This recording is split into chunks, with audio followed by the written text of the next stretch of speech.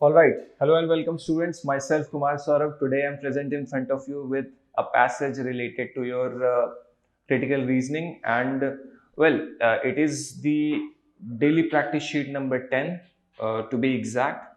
So, of course, first of all, we are going to go through the passage, and after that, we are going to solve all the questions related to it. So, without wasting any more time, just get started. All right. So, the passage says law characteristically faces backward. Unlike most forms of policy making, which are concerned with the proposed policy's future consequence, legal decision making is preoccupied with looking over its shoulder. समझने की जरूरत है. जब भी हम लोग law making की बात करते हैं, लॉ स्पेशली लॉ के बारे में बात करते हैं, तो ये कहीं ना कहीं जो चीजें हमारे पास में होती आई हैं उसको ध्यान में रख के बनाया जाता है. So it is being talked about here. Frequently in law, but less so elsewhere, it is not enough that a decision produces desirable results in the future. The decision must also allow from or at least be consistent with previous decisions on similar question. तो अब ऐसा नहीं है कि कुछ नया law आप बनाएंगे तो बाकी जो पीछे होते आया है उन चीजों को आपको इग्नोर कर देना है, निग्लेक्ट कर देना है. आपको उन्हीं लाइंस पे लॉ बनाने की जरूरत होती है. Indeed, legal reasoning's commitment to precedent is even stronger than that. अब precedent के बारे में बात हो रही. By ordinarily requiring that legal decisions follow precedent, the law is committed to view that it is often better for a decision to accord with precedent than to be right, and that it is frequently more important for a decision to be consistent with precedent than to have the best consequence. अब because precedent in itself is very important. Precedent मतलब होता क्या है, पहले हमें ये जानना होगा. Precedent means the decisions which have been given in the past.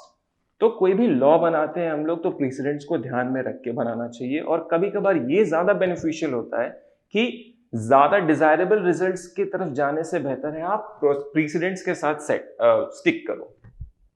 But before getting too far into the complexities, it is important to distinguish two different ways in which the obligation to follow precedent arises in the legal system. ऐसा होता क्यों है कि हमें ये एक obligation है कि हम लोग follow करें precedents को, ऐसा होता क्यों है? One we can call vertical precedent. Lower courts are normally expected to obey the previous decisions of high courts within their jurisdiction. And this relationship of lower to higher is the chain of command, which is self-explanatory in nature, is usefully understood as vertical. ठीक है?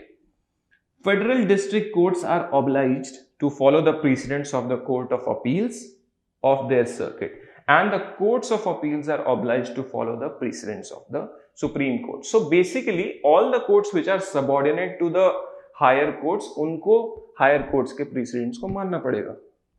The same holds true in state systems, which typically have a similar structure and impose equivalent obligations. Indeed, we refer to courts as higher and lower precisely because higher courts exercise authority over the lower ones, like I already told you. An authority manifested principally in the obligation of lower courts to treat the decisions of higher courts as binding upon them. Easy to understand. Courts are also, although less obviously and sometimes more controversially, expected to follow their earlier decisions, horizontal precedents, because the obligation is the obligation is between some court now and the same court in the past. The earlier decision is superior because it comes from a higher court, rather the earlier decision becomes superior just because it is earlier.